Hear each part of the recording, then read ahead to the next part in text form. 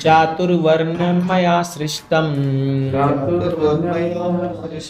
गुणकर्म विभागसः तस्य कर्तारमपि मां विद्धि कर्तारमव्ययम्। चातुर्वर्ण्यं मया सृष्टं गुणकर्म विभागसः तस्य कर्तारमपि मां विद्धि कर्तारमव्ययम्। चातुर्वर्ण्यं मया सृष्टम, ये श्लोक आप प्रभुपाद जी को हजारों बार कोट करते देखेंगे, क्योंकि प्रभुपाद जी बता रहे हैं कि भगवान ने कहा यहाँ पर चातुर्वर्ण्यं मया सृष्टम, ये चार प्रकार के जो वर्ण है, वर्णाश्रम, मया सृष्टम, भगवान के द्वारा सृष्टि की गई है, इसको बनाया गया है। किस आधार पर? गुण कर्म विभाग, इसको डिवाइड किया गया गुण और कर्म। तो ये जो कास्ट सिस्टम है ये पूरा ही बोगस है। ये जो आज इस पॉलिटिक्स खेला जा रहा है, ये ओबीसी है, दलित है, जाति है, ये है, पूरा देश को बर्बाद कर डाला है इसके इसी चक्कर में। तो इसलिए क्योंकि ये लोग गीता नहीं पढ़ते और इनको सच में ज्ञान नहीं है। गुण कर्म विभाग, व्यक्ति के गुण और कर्म से डिसाइड होता है कि वो शूद्र है, कि वो क्षत्रिय है, वैश्य है, ब्राह्मण है, ना कि उसके जन्म से। जन्म कोई आधार नहीं होता कि वो, जैसे डॉक्टर का बेटा डॉक्टर है, कोई कंपलसरी नहीं है, वो ठीक है, लाइक्लीहुड है कि वो डॉक्टर बने, बट नॉट नेसेसरी। तो इसीलिए गुण कर्म विभाग सा।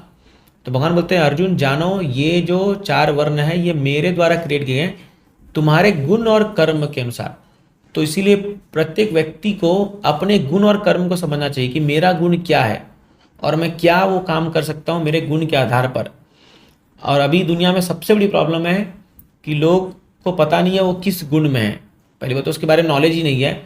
तो सत्वगुण, रजोगुण, तमोगुण, ये अपने गुण को अपने आदतों से पहचानना होगा और उस गुण को शुद्धिकरण करने के लिए कृष्ण की सेवा में लगाना होगा। नेक्स्ट टाइम भगवान बोलते हैं तस्य कर्तारम अपि माम, ऑल्दो मैंने इसको बनाया है, बट अर्जुन ये जान लो मैं इसमें लिप्त नहीं हूँ। विधि अकर्तारम व्ययम, मतलब मैं करता तो हूँ, मतलब मैंने बनाया इसको, लेकिन मैं इस रूल के अंदर नहीं आता हूँ। मतलब भगवान तीन गुण के अंदर नहीं है, भगवान रजोगुण, तमोगुण, सत्वगुण के अंदर नहीं है।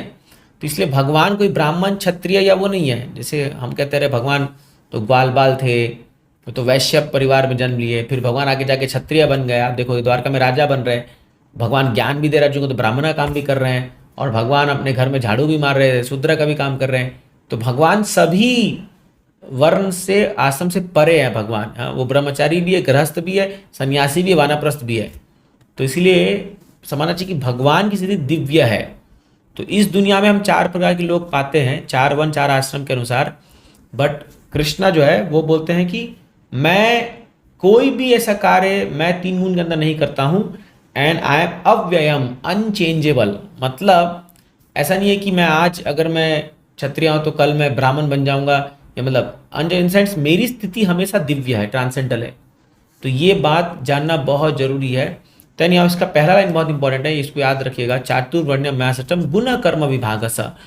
तो आप जब किसी व्यक्ति से डील कर रहे हैं उनके गुण के हिसाब से डील कीजिए। ये अगर कोई व्यक्ति समझ जाए, घरों में बहुत सारी समस्या सॉल्व हो जाएगी।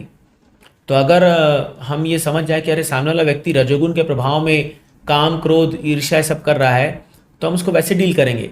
अगर आप एक रजोगुणी व्यक्ति से सत्वगुण का व्यवहार एक्सपेक्ट करोगे तो हमारी गलती है, ये हमारा मूर्खता है ये। तो इसीलिए जो जिस गुण में उसको उस हिसाब से डीलिंग करना चाहिए, और तब जा करके एक सही संतुलन बैठेगा। अदरवाइज अगर आप एक शूद्र से एक्सपेक्ट कर रहे हो ब्राह्मण वाले काम करे, कैसे होगा? जैसे कई बार माता पिता होते हैं, मैं कोई टिप्पणी नहीं कर रहा हूँ लेकिन बता रहा हूँ, वो एक्सपेक्ट करते हैं कि मेरा बच्चा जो है वो टॉपर आए क्लास में। अरे उसकी उतनी बुद्धि डेवलप नहीं है अभी, आप अनरीजनेबली एक्सपेक्ट कर रहे हो उससे, और फिर वो जब फेल होगा तो डिप्रेशन में चला जाएगा वो, क्योंकि एक्सपेक्टेशन बहुत हाई है। तो इसलिए गुण, उनके गुण को देखते हुए उनसे एक्सपेक्टेशन करना चाहिए। एंड यही जो है इस श्लोक में और बहुत कुछ कह सकते हैं, लेकिन अभी इतना जानिए कि जो हमारा कास्ट सिस्टम था जो हमारे वैदिक काल में, वो जन्म के आधार पर नहीं था, गुण और कर्म के आधार पर था। Thank you. हरे कृष्णा।